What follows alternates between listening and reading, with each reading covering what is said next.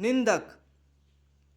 ओशो ने कभी कुछ ऐसी इच्छा जताई थी कि निंदा रस को बाकी सभी रसों के लिस्ट में शामिल किया जाना चाहिए। मेरा भी यही मानना है। सच तो यह है कि निंदा रस श्रृंगार रस से भी कहीं ज़्यादा रसीला और सुलभ है। श्रृंगार रस के लिए तो उपयुक्त साथी की आवश्यकता होती है, जो कि मिलनी बहुत ही कठिन बात है, जबकि निंदा रस के लिए तो कुछ खास मेहनत भी नहीं करनी पड़ती। निंदनीय लोग एक ढूंढो लाख मिलेंगे। इसका मतलब यह नहीं हुआ कि निंदकों का अकाल पड़ा हुआ है। पता नहीं किस महान गणितज्ञ ने यह महान सिद्धांत प्रतिपादित किया था कि किसी भी काल में किसी भी क्षेत्र में अगर निंदनीय लोगों की संख्या को निंदकों की संख्या से विभाजित किया जाए तो वह संख्या 1 के आसपास ही होगी। इस तुच्छ रचना में लाओत्सो जैसे महापुरुष का नाम लेना अच्छा तो नहीं लग रहा, किंतु मैं नाम लिए बगैर रह भी नहीं सकता। लाओत्सो ने कुछ ऐसा कहा है, जिस दिन कोई ईमानदार बना उसी दिन कोई बेईमान भी बन गया। जिस क्षण किसी वीर का जन्म हुआ उसी क्षण किसी डरपोक ने भी जन्म ले लिया। अच्छाई की कोख से ही बुराई का जन्म होता है। जिस दिन हम इस संसार से सारे बुरे लोगों का खात्मा कर डालेंगे उस दिन इस संसार में कोई अच्छा भी नहीं होगा। सत्य तो अच्छाई और बुराई से परे होती है। द्वंद्व के पाटों के बीच पिसता हुआ अति सूक्ष्म मस्तिष्क विराट को कभी भी नहीं पा सकता। खैर, माहौल को गंभीर ना बनाया जाए। वैसे भी कौन ज्ञान चाहता है, लेकिन हर कोई ज्ञानी बनना चाहता है। हल्की फुल्की बात की जाए, क्यों ना क्रिकेट की बात की जाए। सचिन को वह शॉट खेलने की क्या जरूरत थी? वह गेंद छोड़ने लायक थी। कुछ देर के लिए निंदक को ऐसा आभास होता है कि उसकी क्रिकेट की समझ सचिन से ज़्यादा है। चेतन भगत दोयम दर्जे का लेखक है, कम पढ़े लिखे लोगों के लिए लिखता है। निंदक बिना कुछ किए कुछ देर के लिए अपने आप को दोस्तोयेव्स्की समतुल्य मान लेता है।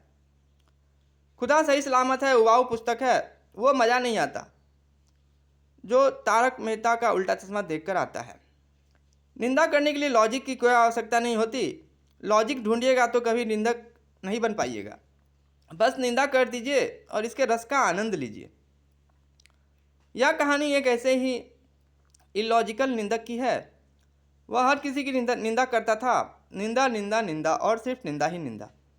वह शायद यह सोचता था कि कोई कबीर भक्त उसे रहने के लिए अपने समीप घर बनाकर दे देगा, लेकिन ऐसा हो ना सका। होनी को कुछ और ही मंजूर था। उसके सारे शत्रु एकजुट हो गए। उसके खिलाफ साजिशें रची जाने लगी। उसका जीना मुहाल हो गया। वह समझ नहीं पाता वह करे तो आखिर क्या करे। उसे तो निंदा करने के अलावा कुछ आता ही नहीं था। जिंदगी बोझ लगने लगी। रातों की नींद और दिन का चैन खो गया। Desperate times call for desperate measures. वह सीधा जा पहुंचा ईश्वर के पास। ईश्वर से बोला, आपने मुझे ऐसा क्यों बनाया? मुझे दूसरों में कोई अच्छाई नज़र ही नहीं आती। मैं जिनकी निंदा करता था उन्होंने मेरा जीना दुभर कर दिया है। मैं करूं तो क्या करूं? मैंने तुम्हें इसलिए बनाया क्योंकि दुनिया को तुम्हारी ज़रूरत है। मेरी बनाई कोई चीज़ गैर जोड़ी नहीं है।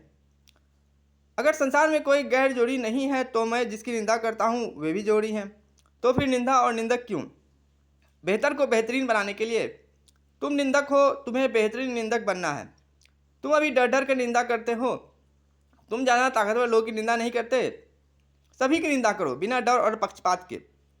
नहीं, मुझसे यह काम ना होगा। ज़्यादा ताकतवर लोगों की निंदा नहीं की तब यह हाल हो गया है।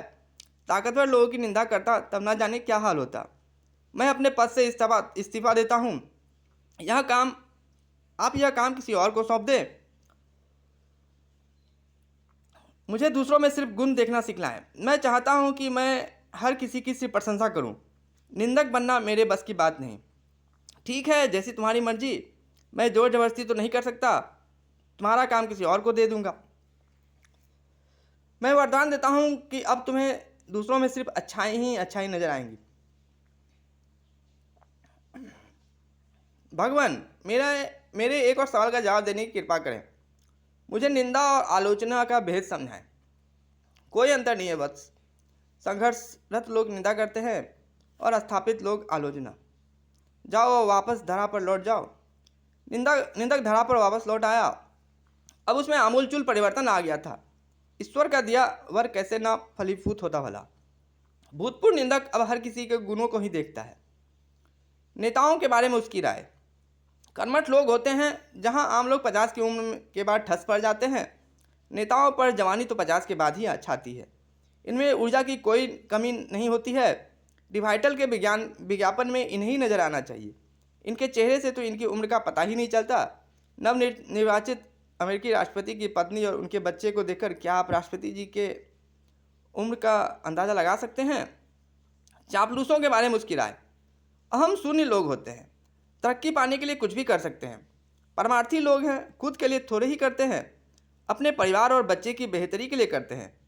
इस महंगी होती जा रही दुनिया में बच्चे और अपने पत्नी को शान शौकत की ज़िंदगी मुहैया कराने के लिए ताकतवर लोगों के तलवे चाटने ही पड़ते हैं। खुशामद से ही तो दुनिया चलती है। गधे और घोड़ों के भी खुशामद करनी चाहिए इस दुनिया में आगे बढ़ने के लिए। भ्रष्टाचारियों के बारे में उसकी राय। भ्रष्टाचारी कमज़ोर पुल और सड़क बनाते हैं, वे बार बार टूटते हैं, उनमें बार बार मरम्मत की आवश्यकता पड़ती है, जिससे कि रोजगार के अवसर उपलब्ध होते हैं। अगर जूते चप्पल मजबूत बनने लगे तो सारे मोची बेरोजगार हो जाएंगे। घटिया लेखक और निर्देशकों के बारे में उनकी राय। घटिया किताबें पढ़ें और घटिया फिल्में देखें, नींद बड़ी ही अच्छी आएगी। आतंकवादियों के बारे में उसकी राय। आज विश्व की सबसे बड़ी समस्या है जनसंख्या। बढ़ती आबादी को खाने के लिए अनाज की मांग बढ़ती जा रही है। जंगल काटे जा रहे हैं, प्रकृति विनाश के कगार पर है। ग्लोबल वार्मिंग की समस्या विकराल रूप धारण किए जा रही हैं। इन सब के लिए जिम्मेदार है तेज़ी से बढ़ती हुई जनसंख्या। इन सब के मद्देनज़र जनसंख्या को कम करने में आतंकवादियों के महत्वपूर्ण योगदान को भुलाया नहीं जा सकता। रोड रोमियोज के बारे में उसकी राय। रोड रोमियोज सड़क पर लड़की छेड़ते हैं, लड़कियां दे दनादन चप्पल की बरसात कर देती हैं, फिर कुछ लोग उनका सर मुड़वा देते हैं। न्यूज़ चैनल्स वाले पहुंच जाते हैं, लोगों को मुफ्त का तमाशा देखने को मिल जाता है। अपनी पत्नी के बारे में उसकी राय। कभी कभार ईश्वर का वरदान भी कारगर सिद्ध नहीं होता।